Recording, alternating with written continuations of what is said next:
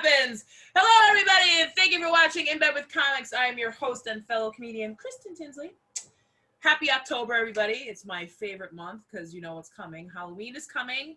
So the entire month, I'm going to be talking about all kinds of spooky stuff. I just got a really cool deck of tarot cards called Tarot of the Vampire. So if anyone wants a really crazy, erotic, scary read from me, I will be doing that and announcing when I will be doing that shortly. So we'll see what happens with that. But tonight, I have a guest with me whose name you might recognize, especially if you're a 90s girl who read Bop magazine.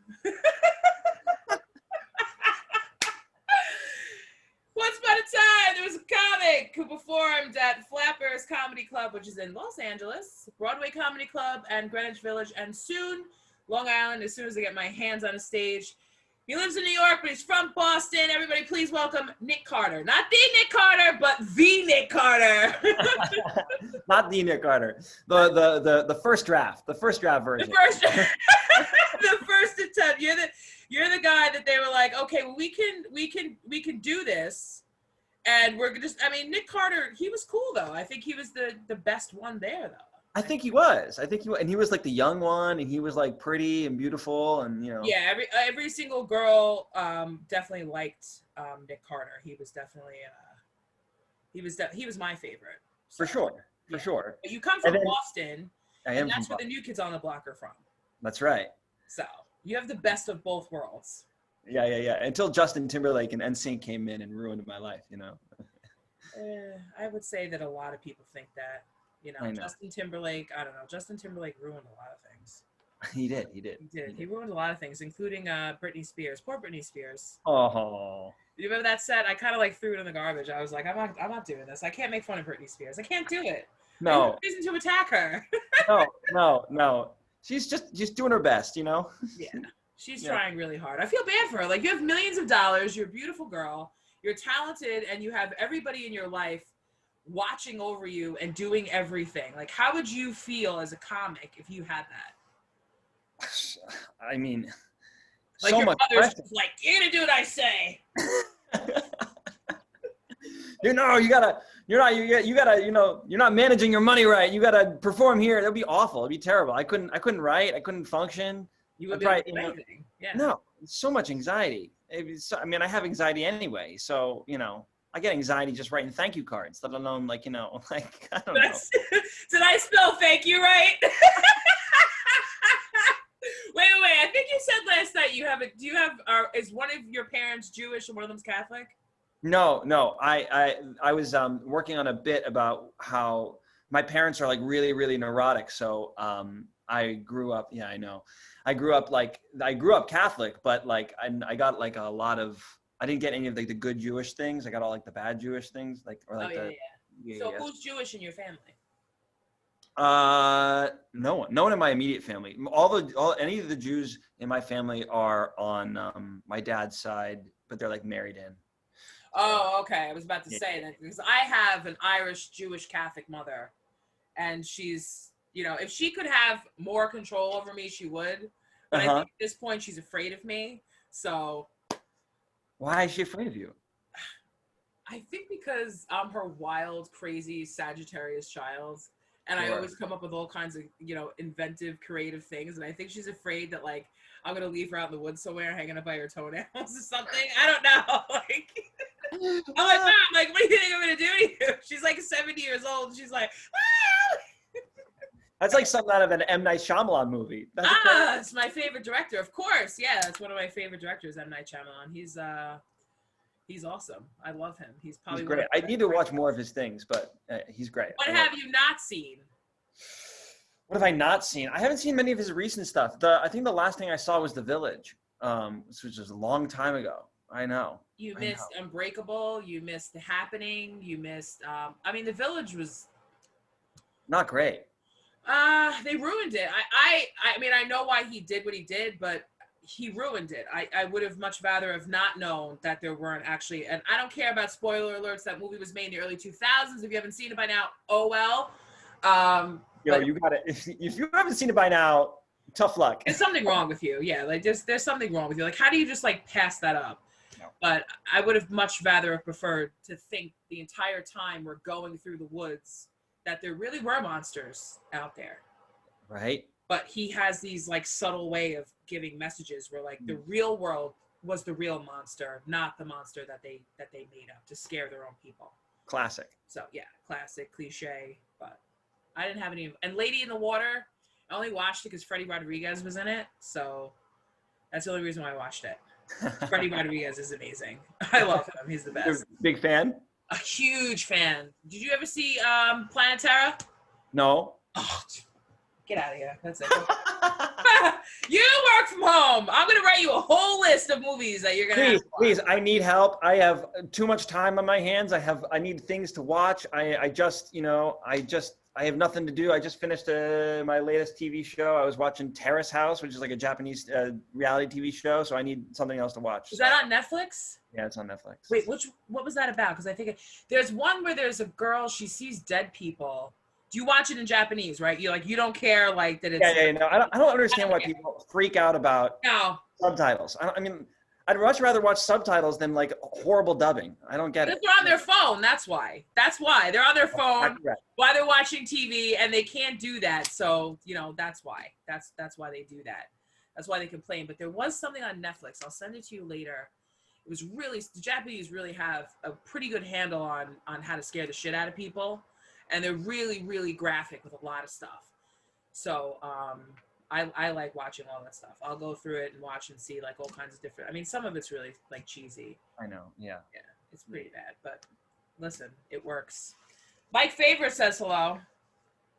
Mike, hey, what's up, aren't we Mike? supposed to get drunk together at some point? I mean, I'm a little scared to get drunk with Mike Favorite. I might get my ass kicked in the middle. I'm just scared because Mike is a really funny dude, and if I get drunk with Mike, he's just gonna like one up all of my bits because he's so much funnier than me. So. I'm trying to think of the first time I met Mike. I think the first time I met Mike was at Governor's, and he was like, "All right, can I get off the stage now? I have to pee." And everybody was like hysterical laughing, and he's like, "No," because he's got that like deadpan face, and he's right. like, "No, like I'm serious. Can you guys get me off the stage? Like I have to pee." And like 6 guys like had to carry him off that really tiny ass stage. Oh, Awful. It's just, but it was funny. It was definitely funny. I think that was the first time I met him. And then he dissed me when it was snowing outside. I think classic. I put him on. Yeah, I put him on one of my shows, and I don't know. He couldn't come because his wheelchair broke down, so he couldn't come. So I was like, oh, like I can't. They don't have AAA for wheelchairs, I guess. They don't. And you know what? They should. You shouldn't have said that out loud because you know what's going to happen now, right? What? Some Jewish person is going to hear that and be like, I'm going to fuck you again. They're going to take that on Shark Tank. I can say that. They're going to take that on Shark Tank and, run with it, get Mark Cuban to invest in it.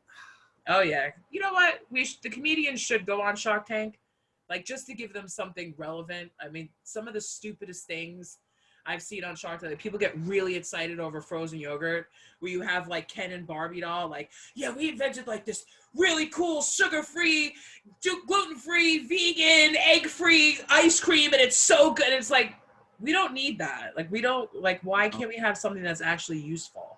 Right. Like toilet paper that talks to you. I want that. That sounds like the most useful thing you've ever come up with. That sounds amazing. Exactly. I want toilet paper that talks to me. Why can't AI toilet paper? Right. For single people. Like, like you just pull on it and like it gives like a little knock on the door and it says, "Are you almost done in there?"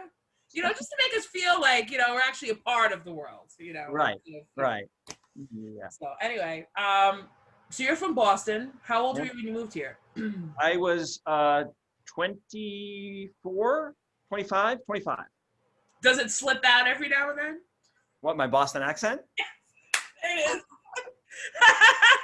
There it is. I've done so much work to get away from my Boston accent, but yes, sometimes it does, especially when I talk to my mom on the phone. It slips out. It slips out. It's really bad. Your parents live in Boston still? Yeah, they still do. Yeah. Okay. So are you an only child? Do you have siblings that live out here? I am, unfortunately. I hate to break it to everyone. I'm an only child. It's tough. So there's not a Nick Carter. There's not a Nick Carter too. Oh, here we There's go. not an Aaron Carter. There's not an Aaron Carter. So there's no Aaron Carter. That's right. But my dad's name, get this. I don't know if I told you this. My dad's name is Jimmy Carter. That's crazy. It's nuts. It's insane. And I have a cousin named crazy. Jimmy Carter. Yeah. Yeah. Listen, it's, you know, I mean, there's the Backstreet Boy. There's also former President Carter. I don't know his first name because I wasn't alive then. But yeah, I mean, there's a lot in a name, you know. I mean, when you say that, does anyone actually like think like, oh my God, like Nick Carter? Like, do you think? I'm confused. I mean, when I was in middle school, people used to always ask me if I had a brother named Aaron, and sometimes I think they were being serious. Like, I'm like 10 years younger than him. Like, I mean, I'm not the same person. Also, I don't look like him. I look more like Bobby Flay. Like, you know.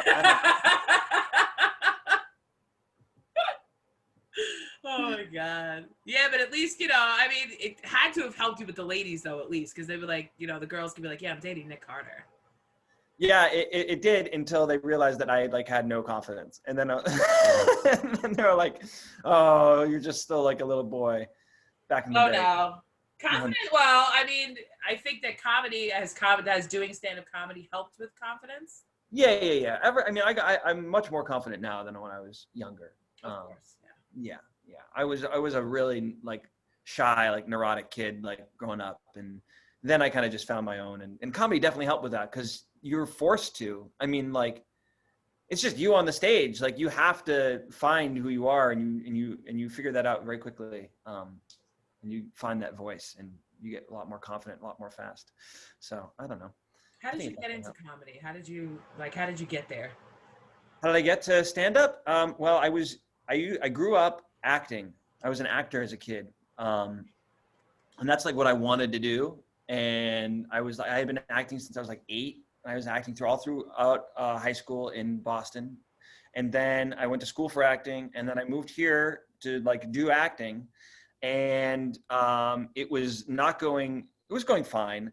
But then it kind of all came to a head because I applied to grad school for like three times. And I didn't get in each year. I got close at Juilliard. And so I was like really bummed about that. Yeah. And then my girlfriend at the time, we had been like giving each other like bed bugs back and forth. Like, life was a mess. It was awful. It was terrible. I think I gave bed bugs to her, or she gave bed bugs to me like 5 different times. It was really bad. Imagine shouting that out in the middle of a restaurant. You fucking gave me bed bugs. Oh, God. Everyone's like, I don't want to, like, the waiter doesn't want to come over to you. Like, oh, that's bad. That must have killed the sexual vibe in the relationship. Oh, it was terrible. It was awful. It killed the whole thing. I mean, the whole relationship ended because of that. Essentially. And also, it was like a long distance relationship because she lived in Brooklyn and I lived in Harlem. So that is not a long distance relationship. Well, might as well then. Depending on what end of the train line you live at, yeah, that could be. I used to live in Brooklyn, so getting to Harlem was a hike. I mean, I think I used to have to take like taking the 2 train. Ugh, I don't want to think about it. I know. I don't want to think about it. I used to live in Benson. I lived in Bensonhurst for 7 years with an asshole. So Anthony Renda? You were living with Anthony Renda? No, I wish I did. You know what? I wish I did know Anthony back then. I mean, he really is the typical Brooklyn. I really wish that I did know him back then because it would have made my life so much easier. Yeah. So, because I didn't know anybody. I just knew my boyfriend and his friends. Right. And that's all I knew. I'm from Long Island, so I didn't know anybody out there, but I think it would have been much better if I knew more people out there, you know. But Brooklyn's, you gotta have a community. You gotta have someone to plug into, you know, people to like hang out with. Yeah. What was I saying? Oh, but yeah, so then my girlfriend at the time was like, so I was like really bummed and like depressed. And then my girlfriend at the time was like, Nick, you should try, you've always been funny. You should do improv. And so I started doing improv at UCB and Magnet. And I kind of did that for like 2.5 years. And then I'd always wanted to do stand-up. Like, there was like a little voice in the back of my head. I should always try it.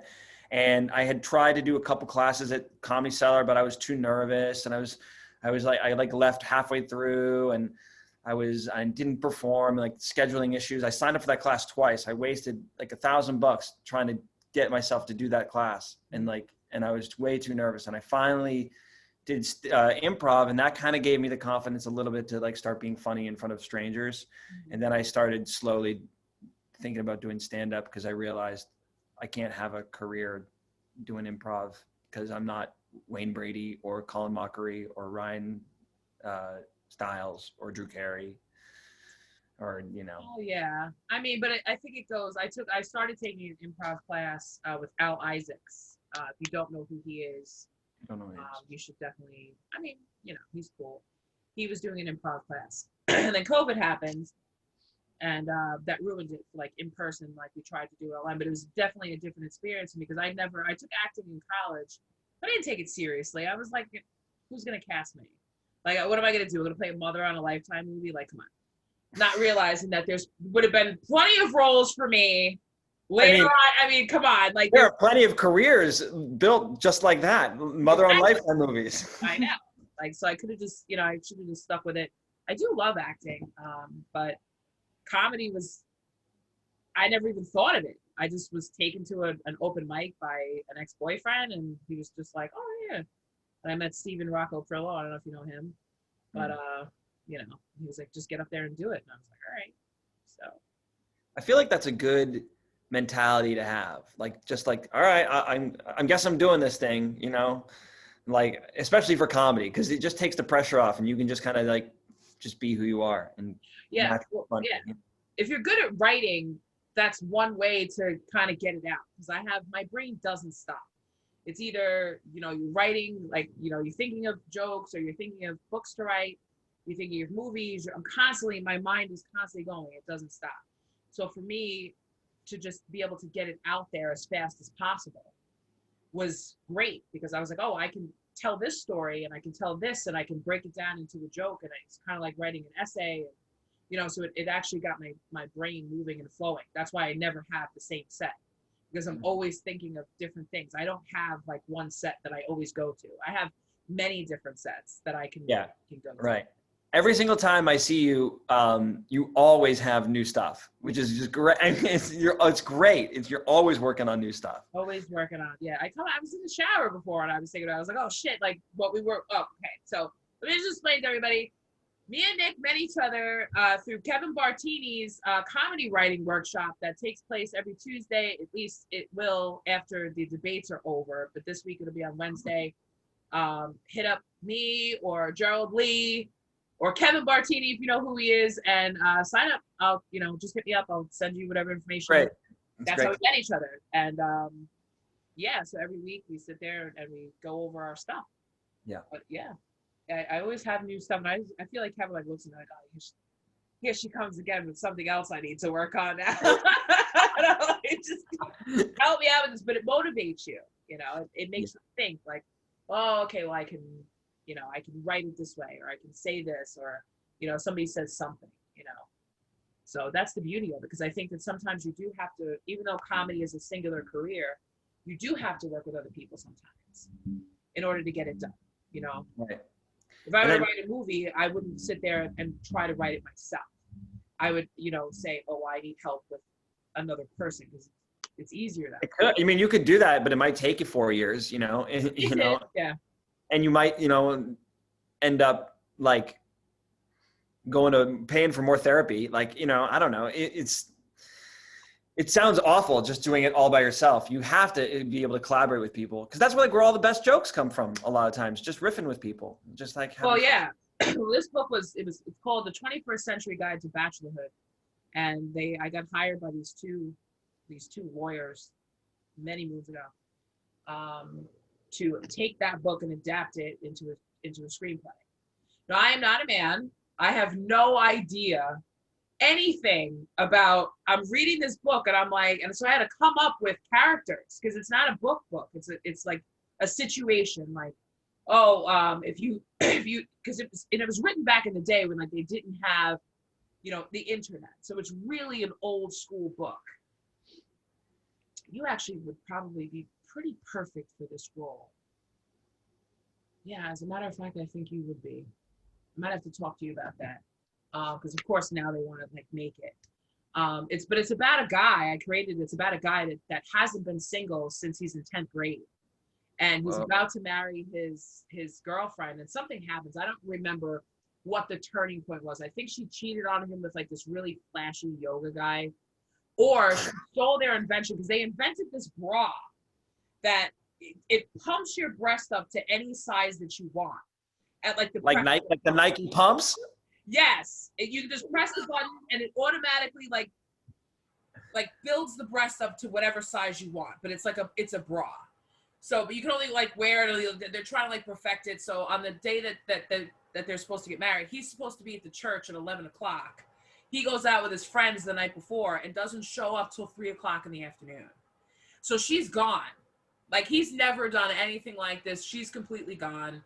He has no idea where to find her. He wakes up in bed next to a stripper named Skunk because she's got like this white streak in her hair that, you know, people have that white birthmark in their hair. This is already written and copyrighted, so don't go there, people. But anyway, and it was just this really weird, disgusting scene because he woke up, there was blood all over the place. And she's just like, you know, because obviously she was, you know, you're a man, you know. So he gets away from the stripper. His friends are there. They're like, oh, don't worry about it. You know, she'll still be there. She's waiting for you. He gets there. She's gone. She's completely gone. All her stuff is gone out of the house. She's gone. She's not all day to pack her shit. She's gone.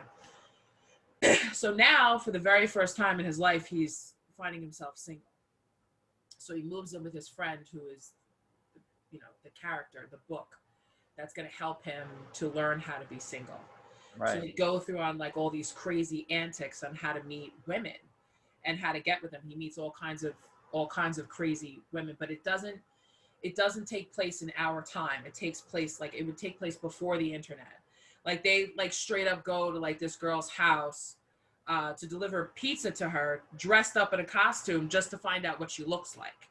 Like this was like blind dates where like somebody would say, oh, I have a girl for you. And then you talk to her on the phone, but you don't want to be rude and ask her what she looks like. Right. So you kind of have to, you know, you kind of pray to God that they're hot when you go to pick them up. You know, there's no way of knowing, like it was before that. And that's what makes the story very unique. So I'm glad that it took me a long time to write that because people would watch it now. They would sit there and they would watch it on Netflix. They would watch it. So I'm happy that it's in the right hands and Absolutely. get it. Yeah, that's definitely, you would be perfect to play the lead role of that. It sounds great. It's very interesting. I mean, it's super cool because, yeah, it's like it fits well in this time frame. I feel like it sounds like, you know, and like people would definitely be very interested to see that and watch it for sure. Yeah, everything is about timing. Everything's about, well, when is this going to, you know, happen? But anyway, speaking of timing, have you ever bombed on stage? Dude, I have bombed so many times. It's so bad. I mean, you have to bomb. Bombing is everything. Bombing makes you good. I learned way more from the bombs than the successes. I'm way happier than I like bombing now, kind of in a weird way. Look forward to it. You're like, oh yeah, I'm gonna bomb tonight. Baby. Oh yeah, I'm gonna bomb. And if I go in with that mentality, I usually do pretty good. Because then I stop worrying about it, and then I can just, you know, be free. But yeah, dude, everyone bombs. Everyone bombs. I've bombed so much. Awful. I think the worst bomb I've had. I haven't been heckled too much, which is good. Which is what do you really mean nice. too much? That means that there was an incident where you were heckled. Well, no. I mean, not like maliciously. Like people are like, you know, trying to like they were like making fun of me for my name and stuff, or they were like, I said a joke and they would try and like add to it. And then I had one joke where I said the punch, or I went to go see the punchline, and then someone beat me to it. The audience, and so like I was like, like said my punchline out loud, and then I was like, well, I'm not famous, so that joke is definitely not original enough. I'm getting rid of that thing. Yeah. I mean, I've seen people do jokes on stage that were obvious, like Facebook memes, and I've seen audience like go and be like, "Oh, I saw it on Facebook," or like finish it, and I'm like, "Well, I think that more people do that in the city, than as opposed to Long Island. Like I would never allow that at one of my shows. Right. It has happened, but I wouldn't sit there as a producer and like let that happen. But you know, it happens. I mean, It happens. It happens. I think it adds something to it. Unless they hijack your whole show, then that's a problem. Yeah, right. And like, and it's all about, also about like, can you can you deal with it? Can you handle it? And like, can you like fold it into your act? Like, there are some people who do that really well, and others who don't. And the people who do that well, it doesn't even faze them. They just like they roll with it, you know. Yeah, they just go with it. Have you ever seen anybody else like bomb like so bad? You're like, oh gosh, man. I have seen some pretty bad things now, being in comedy for a little bit. It's there was this one dude who well, there's this one dude, he's an old guy who was just going off, and he wasn't even saying punchlines. He was just going off on a tirade, and like a racist, like angry tirade about like woke culture and like money and the Russian government. And he thought he was being so funny because he thought he was one of those comics who thinks that like attitude and just like being angry is like enough. And he's just like screaming, and the audience is so uncomfortable. Like people are like left. People just like straight up like pieced out. Like half the, and then I went up after him, and like to half the audience. Well, see, and that's why comedy has been banned essentially, because of people like that who are up there yelling and screaming and spitting all over the audience. That's why. I know. Yeah, because like that's what Cuomo thinks we are all doing. Right. We're just up there screaming and yelling and spitting all over the place when we're not. Spitting vile and hatred and hatred. He just doesn't want to get made fun of. He doesn't want to be like, you know, like, because people can be really. I'm surprised no one's made a cartoon about him. You know how they made the cartoon? Remember Little Bush on Comedy Central? Yeah. That is funny. I feel like people have been making fun of him on Instagram, though. I feel like people are doing a lot of impressions of Cuomo, and it's gonna happen anyway. Yeah. People are definitely very intrigued by the nipple piercing. Is that true? Does he have a nipple piercing? People think that he has a nipple piercing. Why? Because there was this photo of him in like a white like polo, and it looks like you can see it. Maybe he has like 6 nipples. He just doesn't want to admit it. Maybe he had like a big zit or something. Like I don't know. A massive zit. Right here. Yeah. And he doesn't want to admit it. So he'd rather have people like think that like, okay, well, I got my nipples pierced, as opposed to thinking it's like a giant zit on his chest or like, you know, an extra nipple. I mean, because that's. Dude needs Accutane for his like nipple area. Yeah, that's why we're all in lockdown, so he can go get his well, we're not in lockdown anymore, thank God. Oh How did you survive the lockdown without being able to do comedy? It was hard, right? Yeah, it was tough. I was lucky because I went back to Boston, so I was living with my family for a little bit, and that was good because I got out of the city and fresh air and space, and I wasn't like living with my roommate, and so that was nice, and it made things a lot easier, and I just wrote a ton. Yeah. I was like, I'm not going to be able to perform much. I don't really know what's going on, so I'm just going to prep for when things start opening up again. And I just started writing on new stuff. So go to open mics and practice. How do you practice? Yeah, I would do like virtual mics and stuff. I've been going to a lot of mics lately. A lot of mics. Ever since I got back to New York, I've been going to like, at least 9 or 10 a week, trying to really. I know. Like out there, like on the street, like in places. Out there in the parks. I've been performing for like homeless drunk men.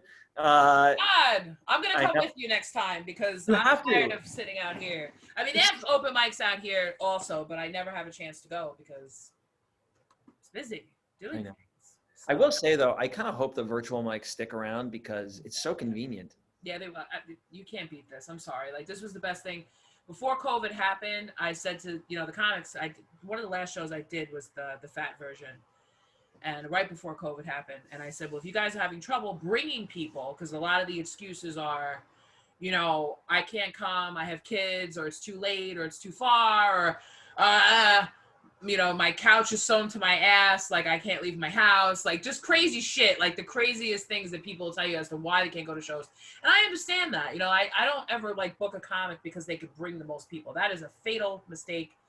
And I never do that. I always say, hey, listen, it's my job. I'm the producer. I'm going to get people. I'm going to get sponsors. I'll do whatever to get people to come and see the show, but at least try to bring one person, because you should be building your fan base. Every person you meet is a potential ass in a seat. So I said, we're going to create a private Facebook group, and we're going to have people watch from home. They pay for a ticket, and they watch from home. Oh, no, that'll never work. Well, lo and behold, it did, and it does work. So, because that's the only choice we have. I did a lot of virtual shows. I think they're great. Yeah. You don't have to log on and turn on your computer. You don't have to go anywhere. You don't have to put on pants.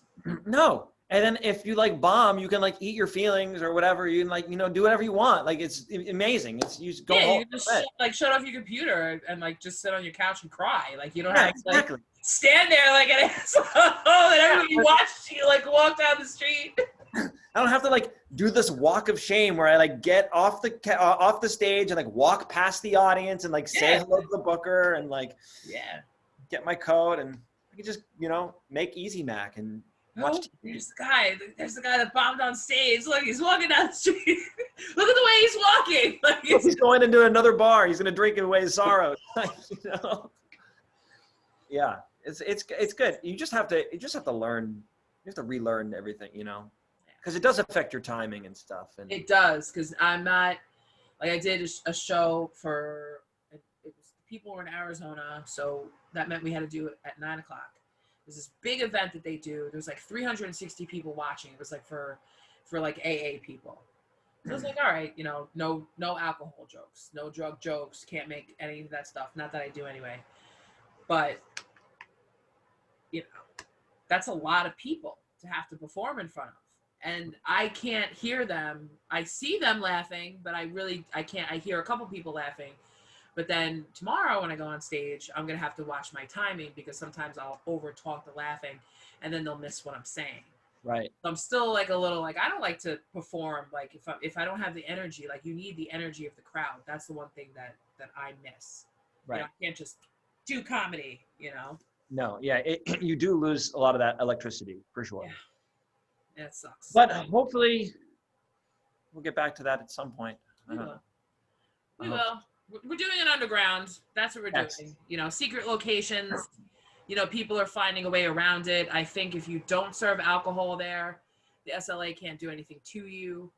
So I think that's definitely a way around it. I don't think that they would have any reason. Like people's, houses, a lot of people have hit me up and say, oh, you can do it at my house. You just can't use the bathroom. I'm like, that's horrible. Like you can't use the bathroom. You can't use the bathroom. Like, could you imagine? Oh my God. Like, I can't use the bathroom. Like, how short? What happens if you need to use the bathroom? I guess you're shit out of luck. And every other bathroom is like closed. Jesus.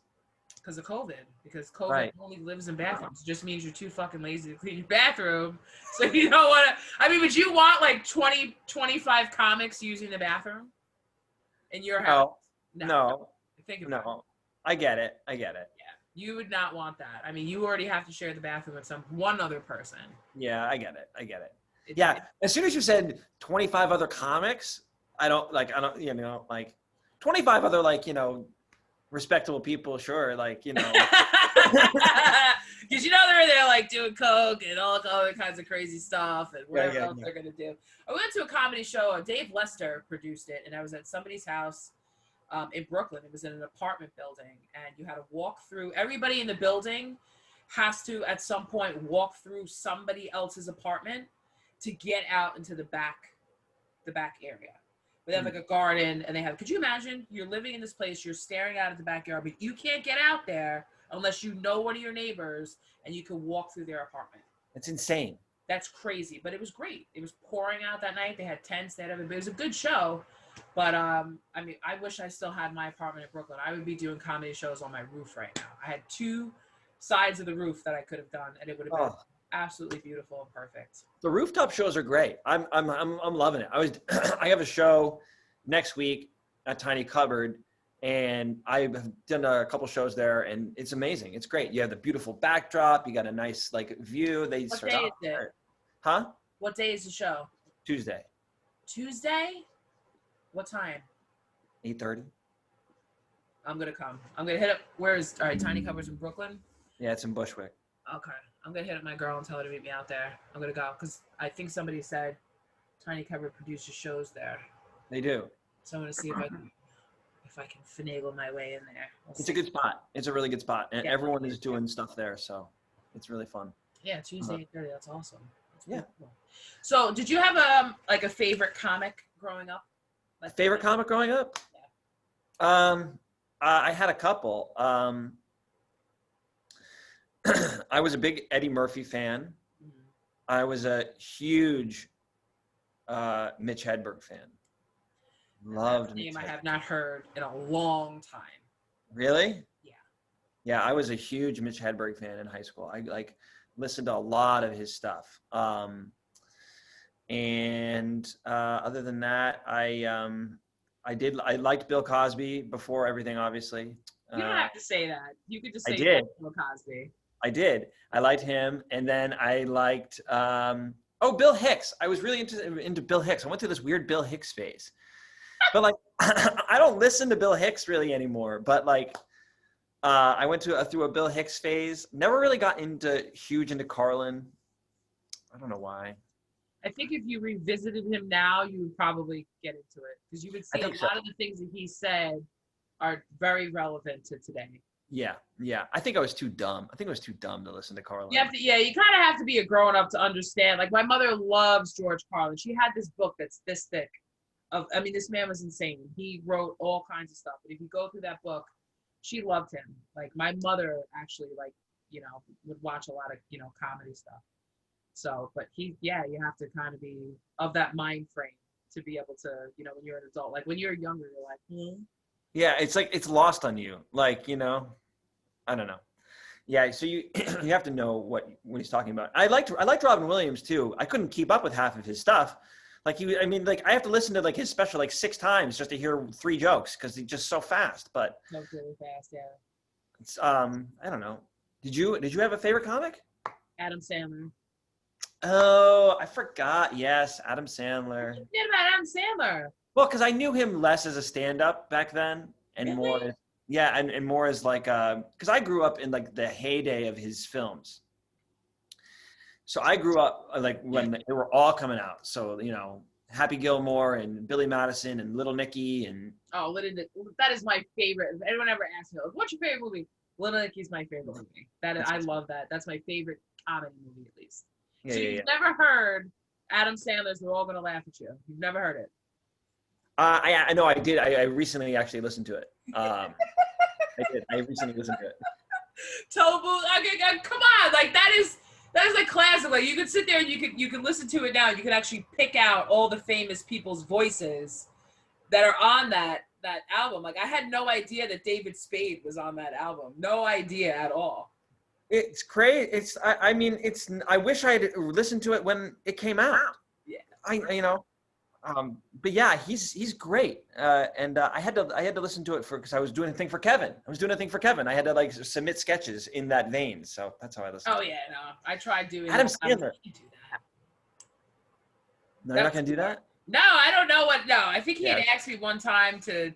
He didn't ask me, but like Gerald had said, oh yeah, he wanted to, write some timely stuff, and I'm like, I don't know. Like when he was doing the Western Dance Hall thing. Is that the one you're talking about? Yeah. Yeah. Yeah. I tried. But like that's not your thing. The political. If I had to write jokes for someone, I probably could, but I do write a lot of jokes for people. They just don't say that I do.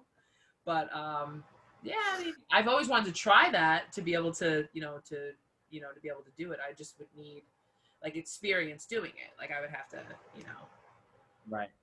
someone to say, okay, well, this is. It helps. Yeah, for sure. It helped me. It helps with writing packets and stuff. That's what's that skill, cultivating that skill. I've never tried that. Submit for like late. No, I've never tried. Don't try it. Why? It's a miserable experience. It stresses me out too much. I'm going gray. I'm going bald because of it. Sounds it's awful. miserable. Terrible. That sounds miserable. Like You gotta. Oh.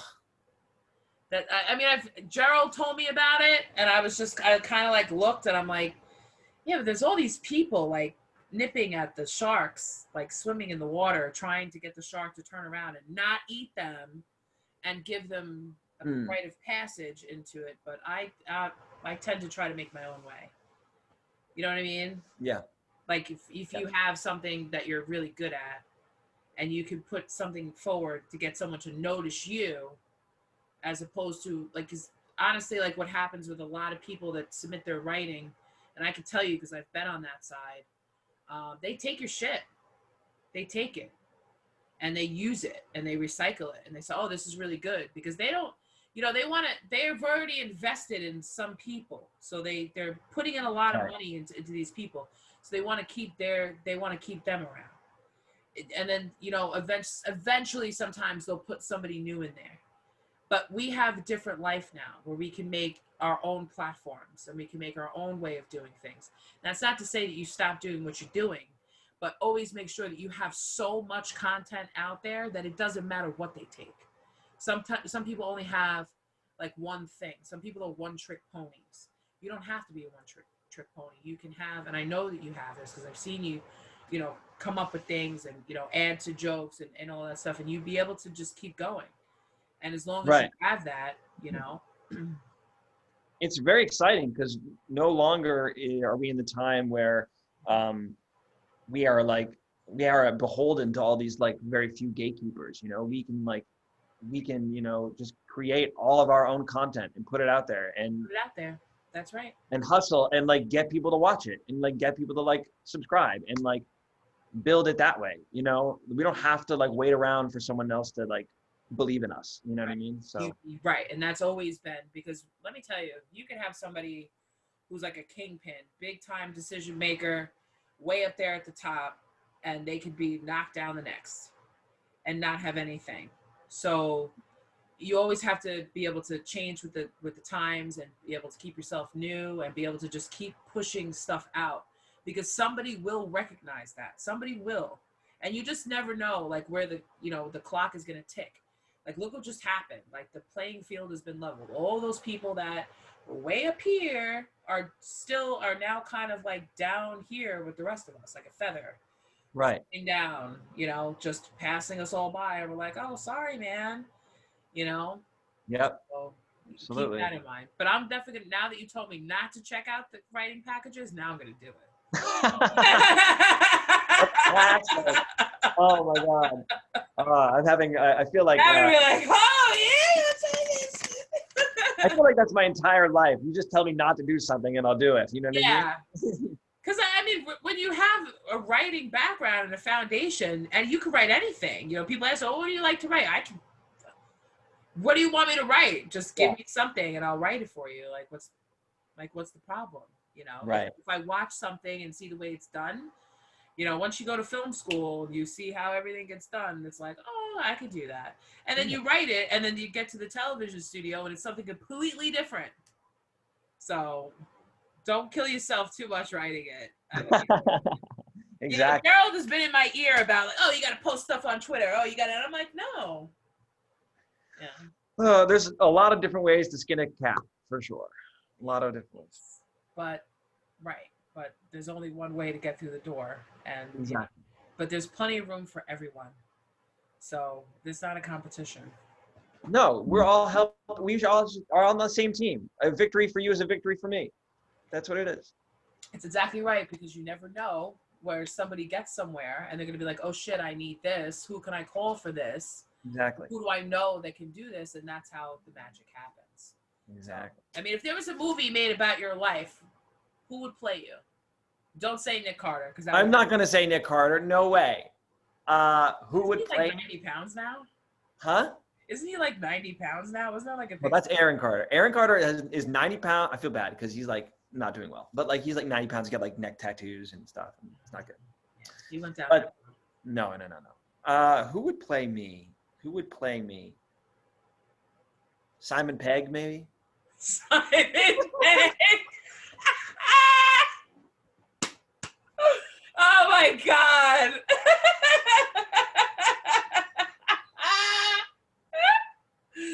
It's actually another fun question. You remember what your first time was like on stage, right? Yeah. Would you rather relive that again every single day, that feeling, or ask a girl out? Just ask a random girl out? No, a girl that you like. A random girl. What do you care about a random girl? She'd be like, Okay, no. so relive that experience every single day, or ask this woman out that I'm interested in every single day? Well, I mean, like that nervous feeling that you get before you have to ask her. Yeah. It'd be the same as stand-up comedy. Right. Oh, I'll take the girl. Really? Yeah. Most people say no. Well, actually, no. I had a pretty good mix of guys that were like, "Oh, girls." I was way more nervous for the stand-up Yeah. than I mean, my first stand-up set, I killed. I crushed. I crushed it. But I was terrified. I mean, I look back and I watch it. I'm going like a mile a minute. I'm screaming my head off because because I didn't really believe in my material, Yeah. and I'm terrified. I'm just deer in headlights, just trying to get through this thing. I'm terrified that I'm gonna like forget it all. I'm like sweating. I'm gross. I'm like I hadn't eaten that day. I was like sallow skin. I had like gaunt eyes. I looked like a mess. So I'll take the lady any day. Okay, that's good. Yeah. Cool. All right. Well, this show does have a signature question that you have to answer, and hopefully, this girl is not watching. Okay. Here we go. $1 million question for In Bed with Comics. Hit me. Okay. I'm ready. I feel You're gonna good. be like, oh no. Okay, so any comic, famous or non-famous, which one would you take to bed? Any comic, famous or non-famous, which one would I sleep with? Ooh, that's a good question. Ooh, there's so many choices. Any comic, non-famous. Because I've only ever gotten like 2. Really? I bet you I can guess what they were. Guess. Go ahead and guess. Nikki Glazer. No. Damn, I fucking screwed up already. Who did you get a Sarah Silverman? Of course. That's the default fuck comic. Yeah. I'm taking Jessica Kirson. Jessica Kirson. Okay. Yeah. Cuz she seems like her. You really? Yeah. She seems like she'd be fun and like yeah. and like I really like her comedy, so you know, if like the sex wasn't great or whatever, we could just like talk shop about comedy all day. So like, listen, the sex wasn't good, but we're gonna talk about comedy. Like, you have no vagina game, I have no dick game. That's right. We can talk comedy. That's right. I just think she's fun, and she's like loud and boisterous and like weird like me, so I like it. I think it's good. Cool. I think she might be single actually. Maybe. I think she lives in Los Angeles though. I think she does too. Yeah. So you have to make it. She might be watching. People can't get more creative with their answers than Sarah Silverman. Sarah Silverman. I've gotten. I had 4 people pick me, which makes me feel like, oh my god, I'm leaving my apartment door open. Let's see who else. So Sarah Silverman. What the hell's that other one with the blonde hair and the big mouth? Amy Schumer. I had one Wanda Sykes. Ooh, Wanda Sykes. That'd be fun. Yeah. One Wanda Sykes. And I was just like, I could see that happening, my friend. And that would be a wild time that you must capture on video. Who else? Yeah, that was pretty much, nobody said Whitney Cummings. And I was like, why did you say Whitney Cummings? Oh, and somebody picked Eliza. I think, and then Elijah. I can't pronounce her last name. She's on Netflix. She's fucking hilarious. Somebody picked Tiffany Haddish. I would pick Tiffany Haddish if I were gay, but I'm not. Yeah, that was basically it. I'm like, there's so Taylor Tomlinson's beautiful too. Yeah. Yeah, there's a lot. I feel like if you know like a lot of comics, like, but I think that when that question kind of puts people on the spot, so they're just kind of like, I'm just gonna think of this one. You just knee jerk react to people for sure. They panic. I don't think I asked Kevin Bartini that question. Oh, you definitely should have. I should have. I don't know if I did. I don't think I did. Wait, is his wife a comic though? Huh? Is his wife a comic though? No, she's not. I think she's think she's a exercise instructor or something like that. No, she's not a comic. No. You can't marry another comic. That's like against the rules. It's tough, and I don't know how Tom Segura and what's her name? Oh shoot, I'm blanking on her name. Christina. Christina P. I don't understand how they do it, but they do it. Well, I have two friends that are in a relationship in their comics, Abby Fenimore and John Greco. They have said, like, okay, if you make it, then it's great for me. Like, you can't have it in a competition. Like, comedy is something that we do. We still have to live a life together, you know? So it's either, you know, being a comedian is something you do. It's not necessarily who you are. So you can, you know, it can work as long as you're not competing with the other person. Yeah, that's the thing. You can't be jealous. You can't get toxic. No, and I feel it's hard to actually have a relationship. Like, I'm single now, and I look for guys, and they find out that I'm a comic, and they get turned off by that. Because like, oh, you hang around with a bunch of guys, and I'm like, well, there's a bunch of guys that are in their 20s. They're not, you know, we work together. Like, it's different. Like, I'm not, oh, I don't know if I want a girl that hasn't much attention on them, but I'm like, all right, bye. Yeah. Like, Bye. Just say, like, I feel like it's harder for a woman to get into really, because somebody needs to understand, like, I'm not gonna stay home on a Friday or Saturday night. I need to go out. Exactly. I do what I gotta do. I'm either gonna be at a show or I'm gonna be on a show. That's my life. Like, that's my world, you know. Right. Out late at night, doing your thing, comedy. Exactly. You know? They have to, and I would feel bad because, you know, if he wants to like do so, of course it's not every weekend, but it can happen at the drop of a hat. You know, somebody calls and says, hey, I need you to do a spot, or, you know, I would need someone that can understand that. That's very hard to find.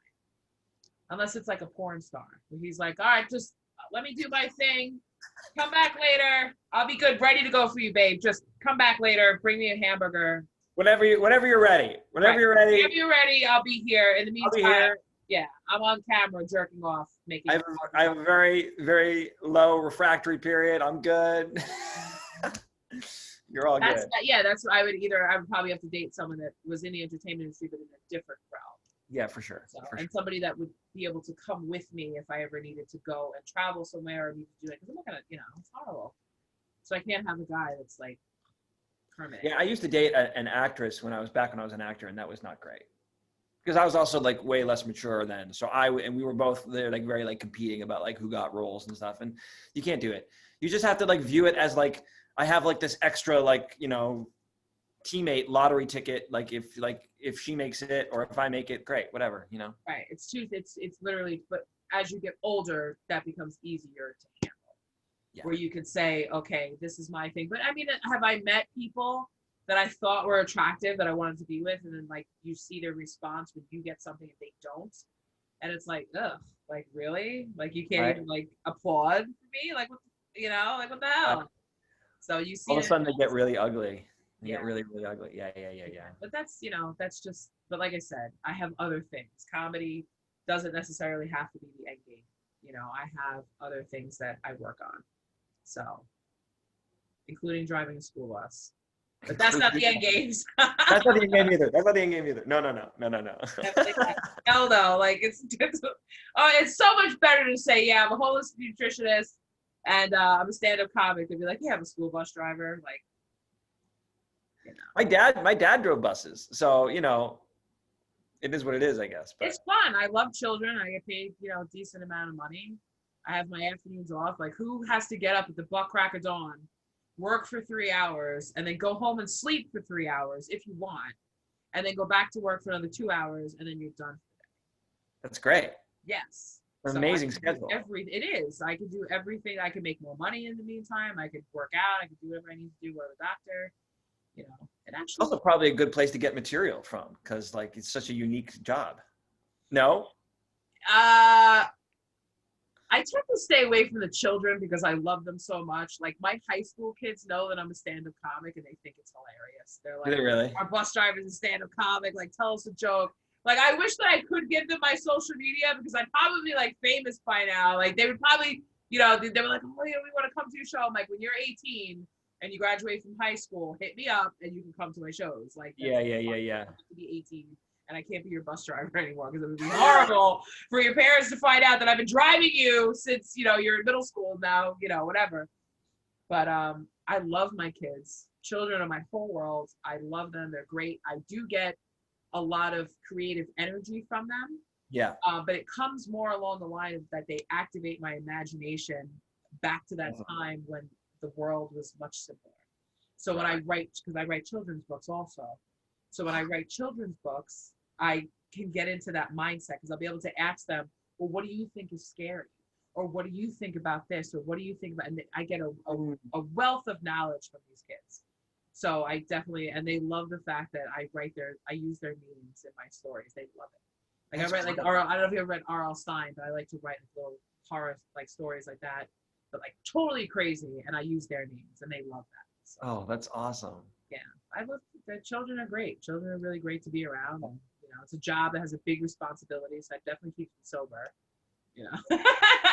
That's good. Oh, that's great. Like, set the bar low. That's good. Yeah.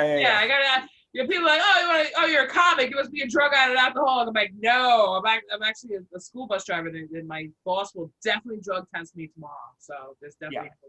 She watches some of my comedy shows, and I know she's sitting back there like, yep, your name's gonna come branding up. We're gonna fire you.